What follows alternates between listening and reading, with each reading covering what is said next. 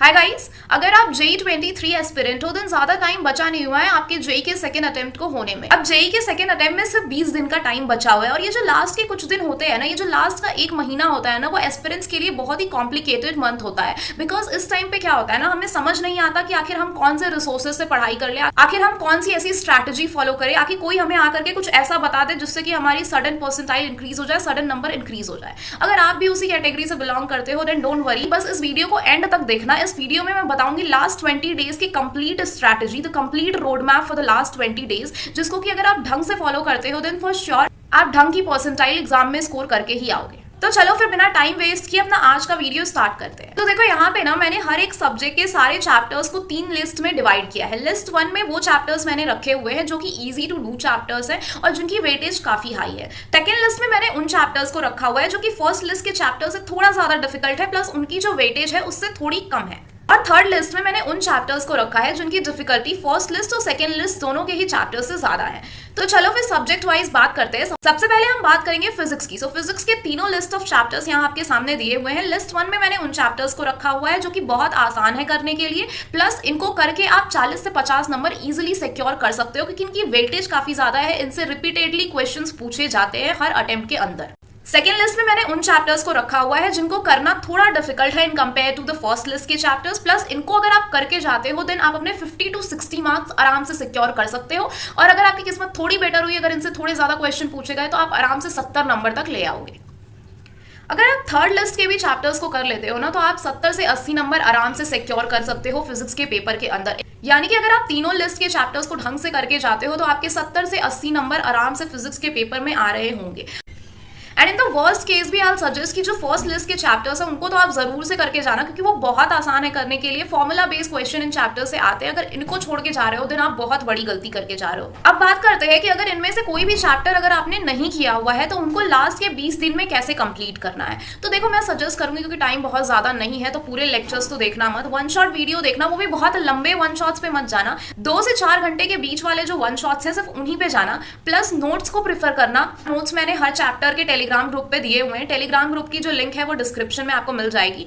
Plus PYQs जरूर लगा लेना। देखो एक 500 पीवाईक्यूज का द मोस्ट सिलेक्टेड पीवाईक्यूज का पीडीएफ मैं जल्दी ही टेलीग्राम ग्रुप पे शेयर करने वाली हूँ जिसमें कि मैंने रिपीटेडली पूछे गए पीवाईक्यूज को, सिलेक्टेड पीवाईक्यूज को रखा हुआ है। उसको जरूर देख लेना यार, उससे आपकी बहुत ज्यादा हेल्प हो जाएगी।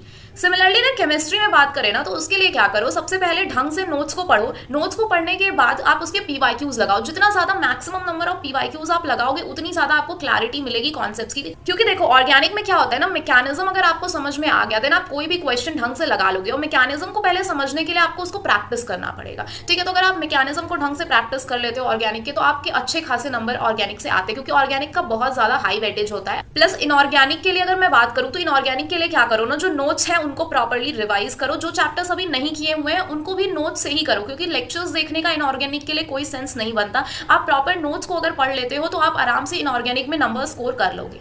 अब देखो इनऑर्गेनिक को पढ़ने के लिए क्या करो ना, दिन में ना सुबह के टाइम में आप आधा घंटा 1 घंटे का टाइम निकाल लो जिसमें कि आप इनऑर्गेनिक पढ़ोगे। क्योंकि जब मैं जेई के लिए प्रिपेयर कर रही थी ना तो मैंने क्या किया था, इनऑर्गेनिक को पढ़ने के लिए मैं सुबह में उठती थी, 3 बजे मैं उठ जाती थी और सुबह उठ करके मैं 1-1.5 घंटे इनऑर्गेनिक केमिस्ट्री पढ़ती थी। क्योंकि सुबह का टाइम जो होता है ना आपका दिमाग सबसे ज्यादा फ्रेश होता है उस टाइम पे। उस टाइम आप जो चीजें पढ़ते हो वो ढंग से आपके दिमाग में स्टोर होती है। इसके अलावा अगर फिजिकल की बात करें तो फिजिकल को पढ़ने के लिए क्या करो, सबसे पहले आप फॉर्मूला शीट्स को देखो। जितने ढंग से आपको फॉर्मूलाज याद होंगे फिजिकल के उतना इजी हो जाएगा आपके लिए चैप्टर्स को करना। तो इसलिए आप क्या करो ना, फॉर्मूला शीट्स को देखो प्लस पीवाईक्यूज करो क्योंकि फिजिकल में सबसे इंपॉर्टेंट होता है प्रॉब्लम का प्रैक्टिस। अगर आपने ढंग से प्रॉब्लम प्रैक्टिस करी हुई है देन आपको फिजिकल केमिस्ट्री के क्वेश्चंस करने में कोई भी दिक्कत नहीं आएगी।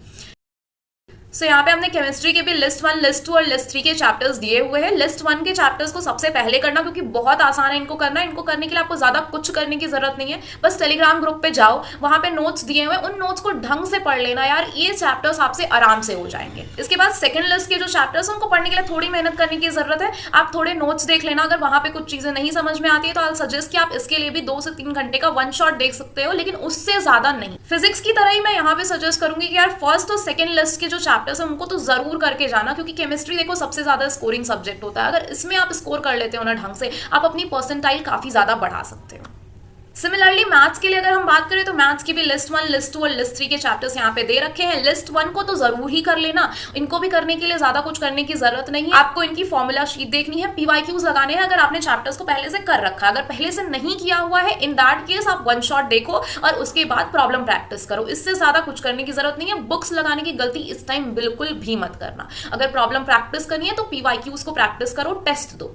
देखो क्योंकि सिर्फ लास्ट के 20 डेज बचे हुए हैं ना, इस टाइम पे आपको बहुत ज्यादा मेहनत करने की जरूरत है, क्योंकि सिर्फ 20 दिन की बात है यार। अपना फुल पोटेंशियल लगा दो, 20 दिन पूरे ढंग से पढ़ाई करो, 12-15 घंटे, जितने भी घंटे आप ढंग से पढ़ सकते हो उतने ढंग से पढ़ाई करो। क्योंकि सिर्फ 20 दिन बचे हुए हैं ना, तो अपने लास्ट के 20 दिन का ना एक डेली रूटीन का प्लान बनाओ कि आप किस दिन क्या पढ़ने वाले हो और कितने टाइम से कितने टाइम के बीच में पढ़ने वाले हो। डेली का एक टारगेट फिक्स करो कि आज मुझे इतने चैप्टर्स पढ़ने हैं, इतने चैप्टर्स रिवाइज करने हैं, इतने के पीवाईक्यूज लगाने हैं और ये टेस्ट देना है। और रात में सोने से पहले एक बार चेक करो कि जो जो चीजें आपने आज प्लान की थी क्या वो आपने कर ली है। अगर आपने कर ली है देन बेस्ट, नहीं तो आप नेक्स्ट डे उस चीज को जरूर से जरूर करो। ऐसा करो ना, आप अपने दिन को अलग अलग पार्ट्स में डिवाइड करो। एक पार्ट ऑफ डे में आप क्या करोगे, रिवीजन करोगे। एक पार्ट ऑफ डे में आप क्या करोगे, नई चीजें जो पढ़नी है उसको पढ़ोगे। और एक पार्ट में आप क्वेश्चंस लगाओगे, राइट।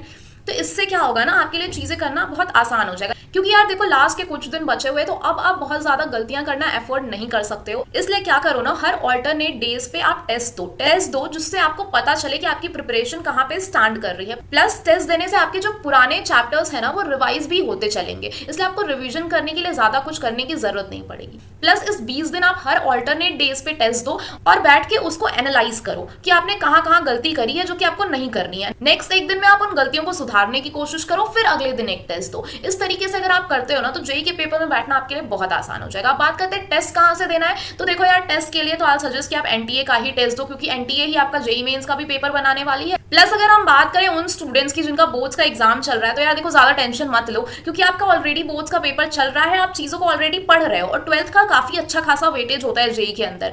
प्लस जेईई मेंस का जो लेवल होता है वो बोर्ड से थोड़ा ऊपर होता है, तो अगर आप बोर्ड्स लेवल तक की चीजें पढ़ ले रहे हो तो उसके बाद जो आपको टाइम मिलेगा उसमें आप ढंग के क्वेश्चंस लगाना, थोड़ी प्रैक्टिस करना, जिससे कि आपका जो बोर्ड्स लेवल तक की प्रिपरेशन है वो जेईई मेंस लेवल तक पहुंच जाए। तो इसलिए आपको ज्यादा टेंशन लेने की जरूरत नहीं है, क्योंकि आप फिलहाल पढ़ाई ही कर रहे हो। जेईई मेंस का जो लेवल होता है वो बोर्ड से थोड़ा ही ऊपर होता है, तो इसलिए ज्यादा टेंशन मत लो। 12th की पढ़ाई तो आपने ढंग से कर ही ली है। प्लस येस, जब आपको बोर्ड्स के बाद टाइम मिलेगा तो उस टाइम पे आप थोड़ी रिविजन करना 11th के चैप्टर्स की, और जो ईजी चैप्टर्स हो, जो आराम से हो जाने वाले चैप्टर्स हो, उन सिलेक्टेड चैप्टर्स को जरूर कर लेना। क्योंकि यार देखो अब ज्यादा टाइम नहीं बचा हुआ है, तो अभी जो 2 साल गलती करी है वैसी कोई भी गलती करने की कोशिश मत करना। अगर आप ड्रॉपर हो तो फिर तो बिल्कुल भी कोई गलती मत करना। इन 20 दिनों में एकदम ढंग से पढ़ाई करना, 12-15 घंटे जितनी मेहनत कर सकते हो यार उतनी मेहनत करो, अपनी फुल 100% पोटेंशियल दो, और जैसा रिजल्ट आप चाहते हो ऑब्वियस सी बात है आपको वैसा रिजल्ट मिलेगा ही मिलेगा अगर आप मेहनत कर रहे हो। बाकी मैं आपका ज्यादा टाइम नहीं लूंगी, बस यहीं तक था जो मुझे बताना था आपको। टेलीग्राम ग्रुप जरूर ज्वाइन कर लेना। प्लस अगर कोई भी डाउट आ रहा हो तो मुझे मेरे इंस्टा पे मैसेज करो, मैं जरूर रिप्लाई दूंगी और आपके डाउट को क्लियर करने की पूरी कोशिश करूंगी। Till then keep studying, keep working hard, all the best.